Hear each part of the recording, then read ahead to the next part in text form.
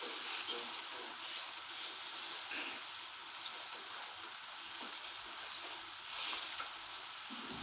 الله الرحمن الرحيم.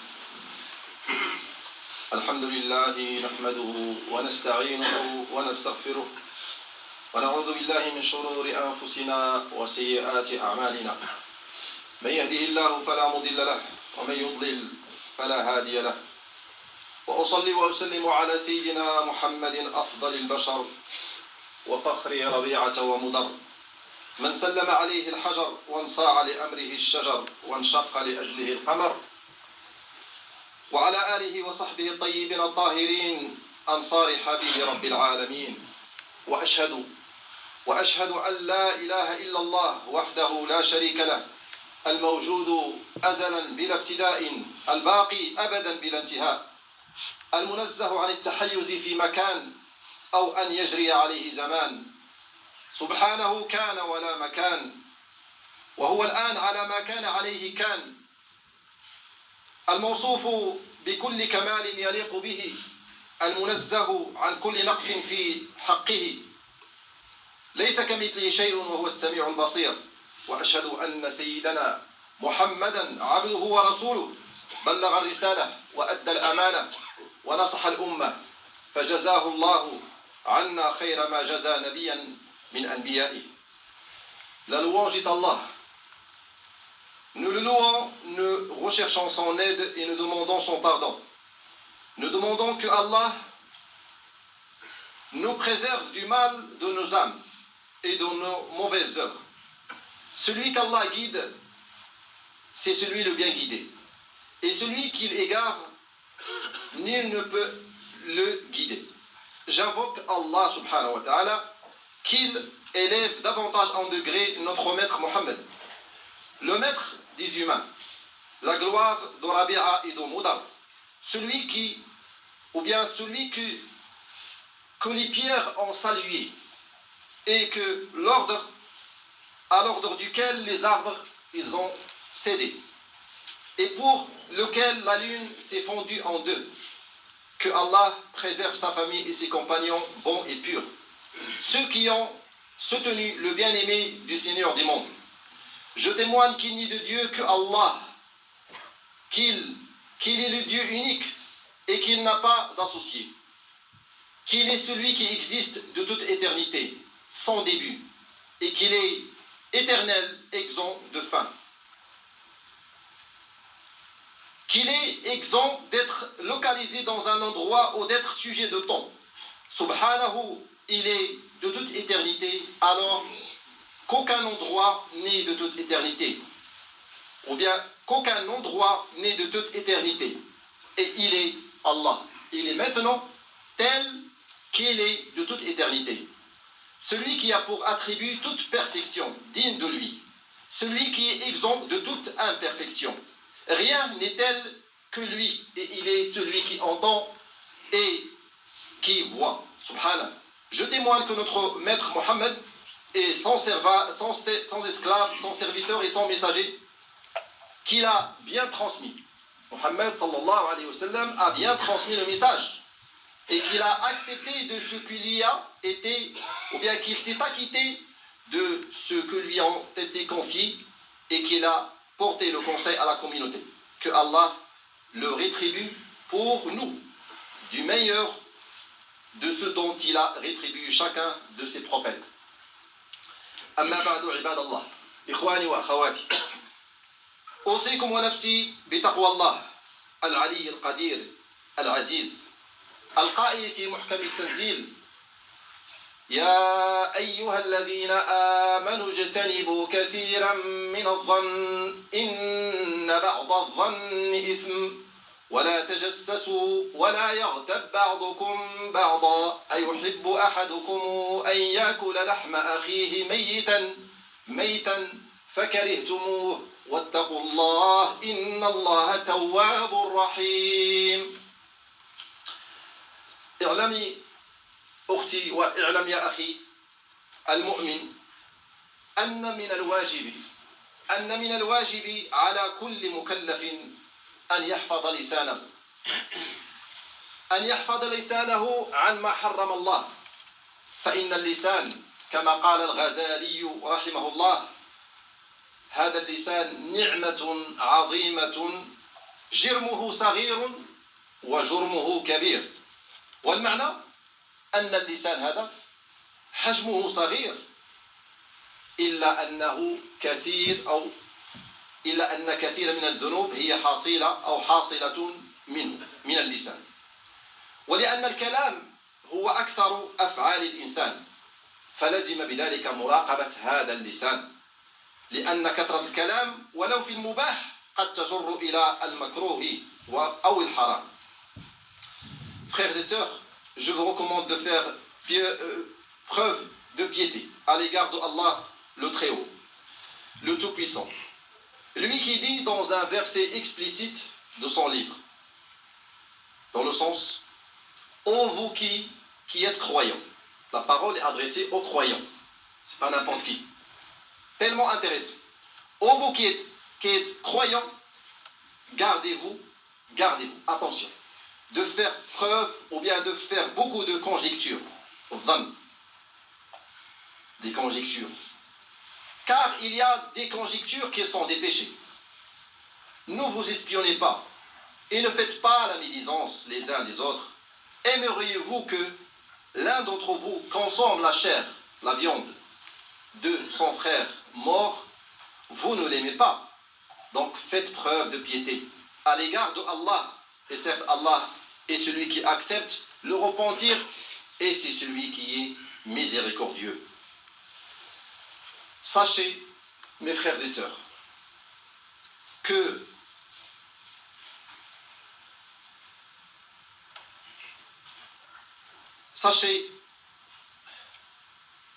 parmi les devoirs qui incombent à toute personne responsable, il y a celui de préserver sa langue. Préserver sa langue de ce qu'Allah a interdit de dire. La langue, comme l'a dit Al-Ghazali, qu'Allah lui fasse miséricorde, il dit la langue c'est un grand bienfait, c'est un bienfait éminent. Son volume, cette langue-là, son volume, il est de petite taille. Il est petit, mais son crime, il est grand. C'est-à-dire, la langue est un organe de petite taille. Pourtant, beaucoup de péchés sont commis par la langue. Car la parole, c'est l'acte que l'être humain accomplit le plus souvent. L'être humain, il parle beaucoup. Et bien sûr, il y a des dégâts. Tant qu'on parle beaucoup, il y a des dégâts. Il y a des mensonges, il y a de la calomnie, il y a de la médisance. Donc, il est donc indispensable de contrôler la langue. En effet, il se peut que le fait de parler beaucoup, même dans des sujets ordinaires et licites, il se peut que que tout cela amène à ce qui est déconseillé, voire même interdit. ولقد تفشت داعت كثرت في تجمعاتنا وفي مجتمعاتنا للأسف عادة قبيحة لما نجتمع دائما نتكلم بهذه العادة القبيحة وهذا المرض الهدام الذي يفتك بصاحبه ويفرق بين الأهل وبين الأحباب ويقطع الأرحام. لماذا؟ لما يسببه من التشاحن والتقاطع والبغضاء. إنه الغيبة أو الغيبة. فما هي الغيبة يا إخواني؟ روى مسلم في صحيحه عن أبي هريرة رضي الله عنه أن رسول الله صلى الله عليه وسلم قال: أتدرون ما الغيبة؟ قالوا: الله ورسوله أعلم. قال: ذكرك أخاك بما يكره. هذه الغيبة. قيل: أفرأيت إن كان فيه ما أقول، يعني في أخي ما أقول وأنا أذكره بهذاك الشيء اللي فيه. أشنو قال النبي صلى الله عليه وسلم؟ إن كان فيه ما تقول فقد اغتبته. إذا كان فيه هذه الغيبة. وإن لم يكن فيه ما تقول فقد بهته. إذن الغيبة يعني البهتان هذا أشنع من الغيبة.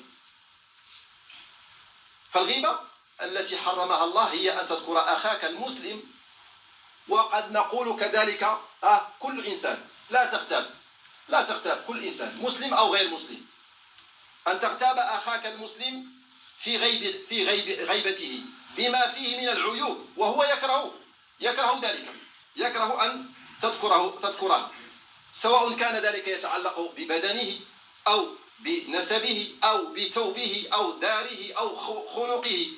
مثلا تقول فلان قصير، فلان يعني سيء الخلق، فلان أحول أعور، فلان يعني قليل الأدب، فلان كثير النوم، فلان كثير الأكل، فلان أولاده قليل التربية، فلان تحكمه زوجته. هكذا أكلام الذي يكره هو أن تقوله عنه. أما البهتان هذه الغيبة، هذه البهتان أنك تذكر أخاك بما ليس فيه، شي حاجة ما فيش وأنت كتذكر فيه تطعن فيه وتبهته بهته. يعني هو البهتان هذا أشد من الغيبة. علاش؟ لأن فيه كذوب، داخل فيه كذوب، كتقول في خوك شي حاجة اللي ما كايناش فيه، زيادة على أنه غيبة كتكذب والعياذ بالله. Une habitude qui est très mauvaise, très laide, et c'est propagé dans nos assemblées. Lorsqu'on se rassemble, les assemblées, les assises qu'on tient, que ce soit à la mosquée, malheureusement, dans la rue, dans les cafés, dans partout, là où on se rassemble, on commence à parler. On commence à parler, pire encore, c'est une maladie destructrice qui détruit celui qu'elle affecte et qui sépare les familles, éloigne les amis, et coupe les liens de parenté des proches parents, suite parce que ça cause de la haine et de l'animosité. Il s'agit de la médisance. La médisance. Mais qu'est-ce que c'est que la médisance? Au sujet de la médisance, Muslim, rahimahullah, il rapporte dans son recueil authentique que le prophète sallallahu alayhi wa sallam, il a dit, dans le sens il a dit, il a posé la question à ses compagnons, sachez-vous qu'est-ce que c'est? C'est que la médisance. Ils ont dit, Allah sait plus que tout autre, et son messager aussi il sait. Il a répondu le prophète sallallahu alayhi wa sallam pour définir la médisance. C'est quoi? Il a dit, dans le sens, c'est que tu mentionnes ton frère par quelque chose qu'il déteste. Tu mentionnes ton frère, lui il est absent, tu es en train de parler de lui, derrière son dos, de quelque chose qu'il déteste lui. Ça c'est le riba, la médisance, la définition de la médisance. Ils ont posé la question au prophète sallallahu alayhi wa sallam, si je parle de mon frère de ce qu'il a, c'est-à-dire je monte pas, je dis quelque chose que lui il a vraiment.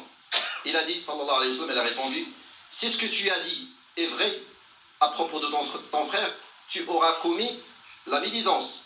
Et si ce n'est pas vrai, tu auras commis quoi? La calomnie. C'est encore plus grave que la médisance. La médisance qu'Allah a interdit, c'est le fait de mentionner ton frère musulman. Et on peut dire aussi non musulman. Il ne faut pas parler derrière les gens, que ce soit musulman ou non musulman. En son absence, par quelque chose qui est vrai à son sujet et qui est un défaut dont il n'aimerait pas qu'on parle. Que ce soit quelque chose qui se rapporte à son corps, son état physique, ou à son ascendance, c'est-à-dire ses enfants, ou bien à ses vêtements, comment il s'habille, son logement, son comportement.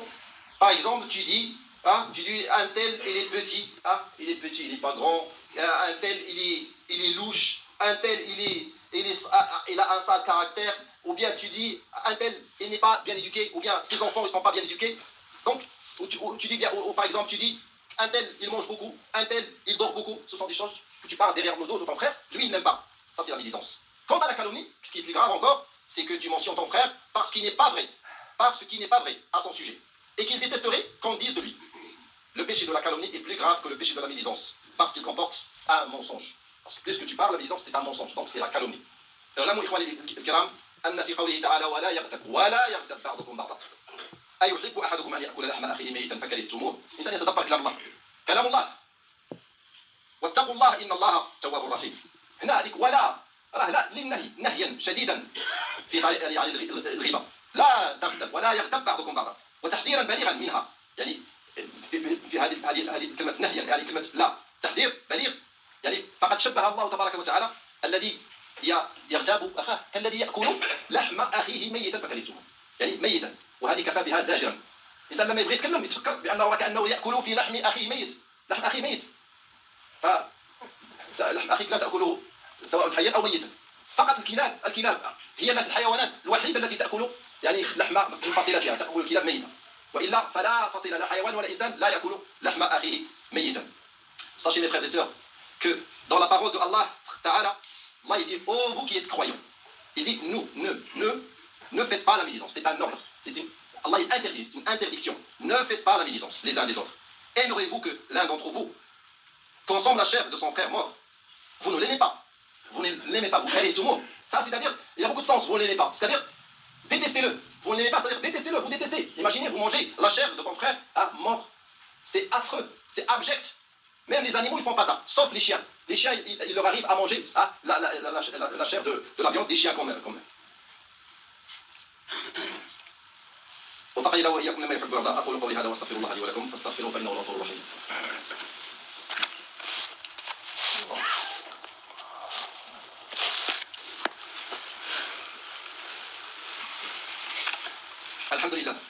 الحمد لله خلق الخلق وما شهدوه. الله خلق الخلق وما شهدوه ما أشهدتهم خلق أنفسهم ولكنهم به عرفوا. بخلق الله للناس بالخلق عرفوا الله، عرفوا الخالق سبحانه. هذا أهل السعادة إليه فعبدوه، ومهد لهم طريق الخير فسلكوه، وأضل أهل الشقاوة فجهلوه، يعني جهلوا الله، أما أضلهم جهلوه أو جهلوا طريق الخير، وسخر لهم طريق الشر فركبوه. إخواني الكرام، روى أبو داود عن أنس رضي الله عنه أن رسول الله صلى الله عليه وسلم لما عرج به قال صلى الله عليه وسلم لما عرج به، يعني ليلة الإسراء والمعراج، عرج به إلى سدرة المنتهى. أشنو قال مررت بقوم لهم أظفار إيماجيني، تصوروا عندهم أظفار، ماشي أظفار هكذا ولكن أظفار من نحاس. أشنو كيعنوا بهذوك الأظفار؟ يخمشون وجوههم وصدورهم. فقلت الرسول صلى الله عليه وسلم تعجب، فقلت من هؤلاء يا جبريل؟ فقال هؤلاء الذين يأكلون لحوم الناس، يعني الذين يغتابون، طايحين في هذه المصيبة الكبرى، هذه الكبيرة من أكبر الكبائر هي الغيبة، ونحن نستهين بها ونستصغرها، ويقعون في أعراض الناس، يغتابون الناس ويقعون في أعراضهم.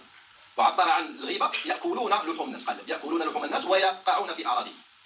إذن في هذا يا إخواني الكرام تحذير شديد من الوقوع بالغيبة، حذرا مما يترتب على ذلك من العقوبة في الآخرة، لأن الإنسان لما احتاج، لأن العقوبة في الآخرة هي كتسنى الذي يغتاب. مشكلة كبيرة يا إخواني الكرام، نراجع أنفسنا، فكلنا نسقط في هذا الأمر، الغيبة ننسى إلا من رحم الله. لازم هذا الإنسان هذا نحرصوا عليه أشد الحرص.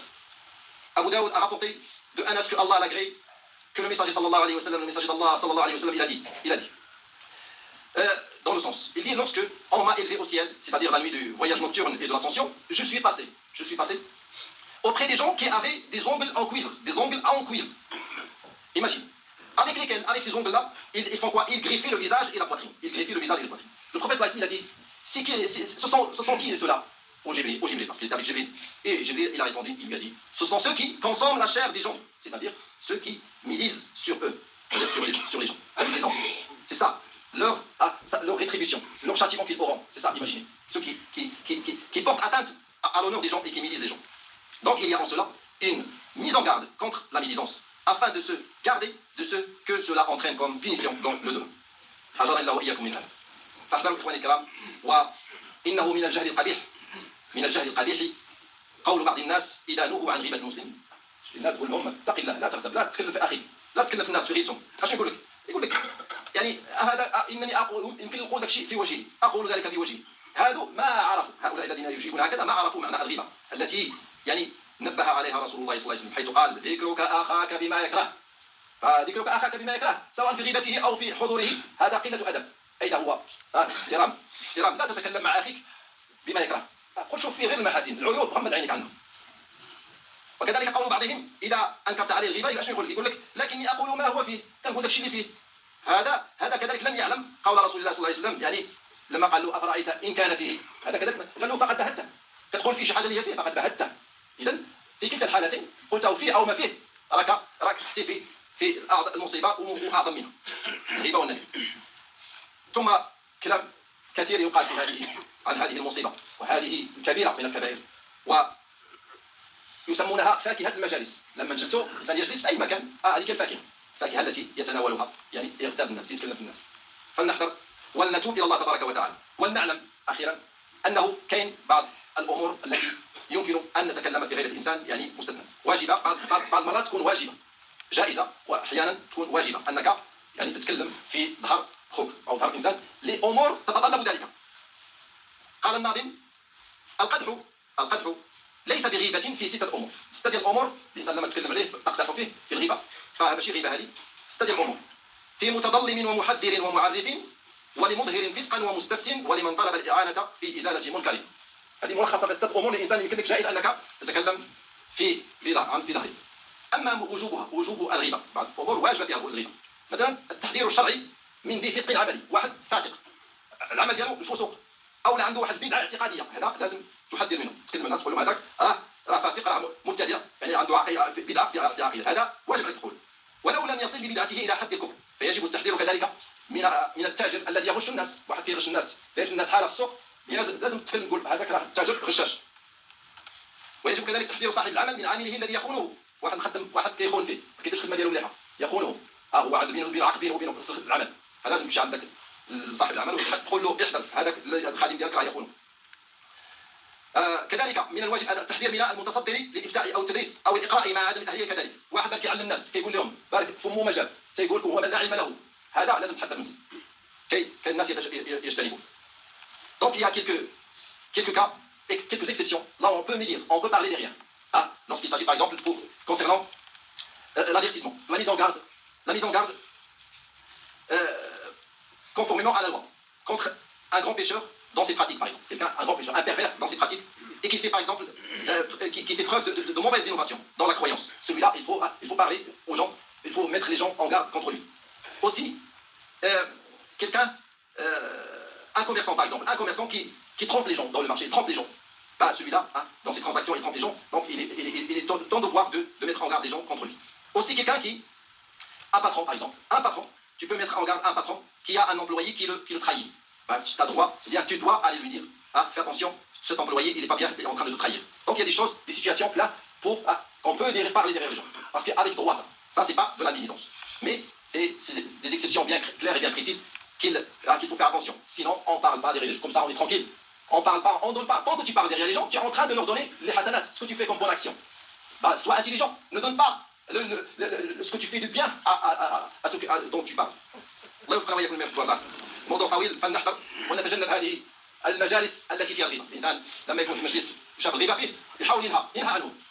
فمن رأى منكم منكرا فليغيره بيده، فإن لم يستطع فبلسانه، فإن لم يستطع فبقلبه. هنا كيفاش؟ في قلبي أنك تترك ذاك المجلس اللي فيه الغيبة وتنكر بقلبك ذلك، ما تبقاش معه، لأن الذي يتكلم يغتاب، وكذلك بحال الذي يستمع إلى الغيبة.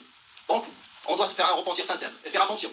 Lorsqu'on est dans des assemblées et comme ça quelqu'un commence à parler de la médisance, il faut faire changer cette chose-là mal. Avec la main si on peut, avec la langue si on peut, et avec le cœur. Ça c'est au dernier mot. C'est-à-dire que tu dois quitter l'assemblée et tout en reniant avec ton cœur cette médisance. نسأل الله سبحانه وتعالى أن يوفقنا لما يحب ويرضاه ويجعلنا من الذين يستمعون القول فيتبعون أحسنه. اللهم وفقنا واجعل ألسنتنا طاهرة يا أرحم الراحمين، طهر ألسنتنا. اللهم وفقنا يا أرحم الراحمين لما تحب وترضاه. اللهم أعنا وطهر قلوبنا ونور عقولنا. اللهم اغفر ذنوبنا واستر عيوبنا وأقل زلاتنا وعثراتنا يا أرحم الراحمين يا رب العالمين. نسألك الهدى والتقى والعفاف والغنى. اللهم أرنا الحق حقا وارزقنا اتباعه وأرنا الباطل باطلا وارزقنا اجتنابه. نسألك مما عندك وافض علينا من فضلك وانشر علينا من رحمتك وأنزل علينا من بركاتك. اغفر لنا ذنوبنا جميعا واغفر لوالدينا واغفر لمن علمنا ولمن كان الفضل علينا ولعلمائنا ومشايخنا وارحم أمواتنا جميعا والدينا والمؤمنين جميعا وجميع العلماء وجميع المشايخ وجميع الاساتذه المتوفين الله يرحمهم وارحم امه نبيك محمد صلى الله عليه وسلم رحمه عامه واغفر لامه نبيك محمد صلى الله عليه وسلم مغفره عامه. رب اغفر وارحم وانت خير الراحمين. اللهم ارفع عنا هذا الوباء وهذا البلاء وهذه الفتنه يا رب العالمين. نسالك اليقين عليك يا رب العالمين، ما اصابنا الا باذنك يا ربنا يا ارحم الراحمين. اللهم قوي ايماننا وقوي يقيننا واشف مرضانا واشف مرضانا وعاف مبتلانا واشف على عصاتنا واحفظ رجاءنا واماننا انك سميع الدعاء قريب مجيب يا رحمن يا رحيم. هذا الدعاء منك الاجابه وهذا الجهد عليك التكلان. وصلى الله وسلم وبارك على سيدنا وحبيبنا محمد وعلى اله وصحبه اجمعين. سبحان ربك رب العزه عما يصفون وسلام على المرسلين والحمد لله رب العالمين. وقوموا لصلاتكم وسووا صفوفكم.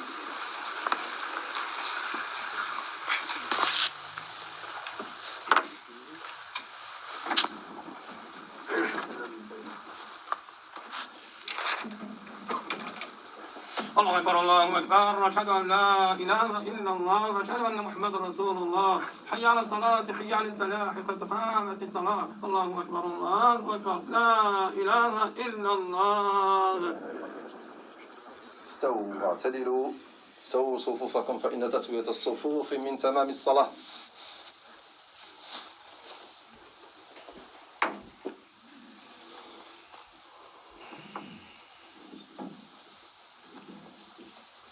الله أكبر.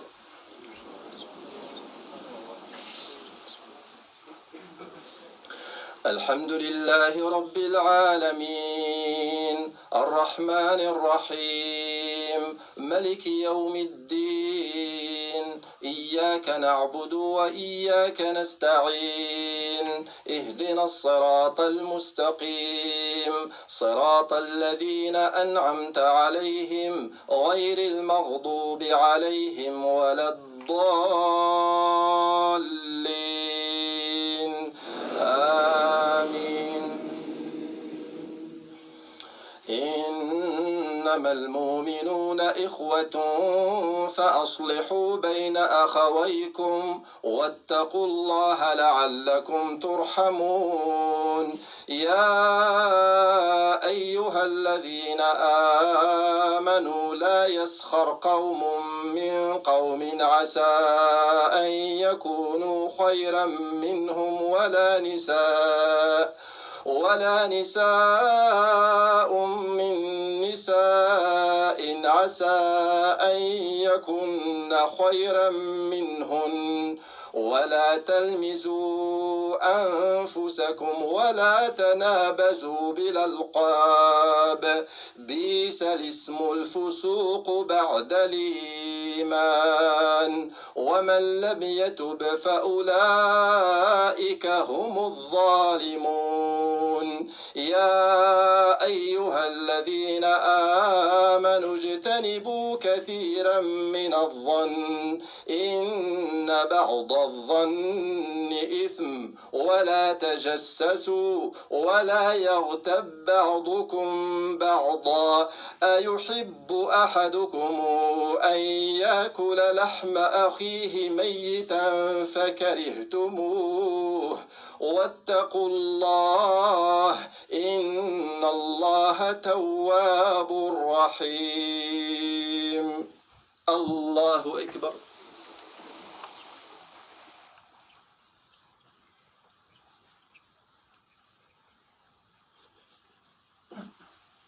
سمع الله لمن حمده. الله أكبر.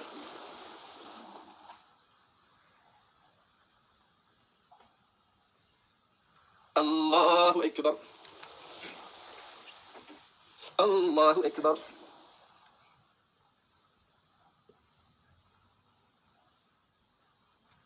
الله أكبر.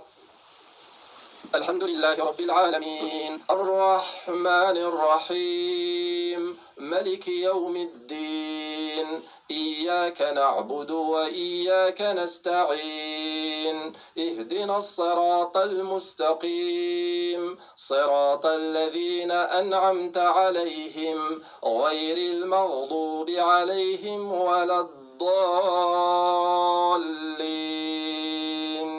آمين. يا أيها الناس إنا خلقناكم من ذكر وأنثى وجعلناكم شعوبا وقبائل لتعارفوا، إن أكرمكم عند الله أتقاكم، إن الله عليم خبير. قالت الأعراب آمنا قل لم تؤمنوا ولكن قولوا أسلمنا ولما يدخل الإيمان في قلوبكم، وإن تطيعوا الله ورسوله لا يلتكم من من أعمالكم شيئا إن الله غفور رحيم إنما المؤمنون الذين آمنوا بالله ورسوله ثم لم يرتابوا وجاهدوا بأموالهم وأنفسهم في سبيل الله أولئك هم الصادقون. الله أكبر.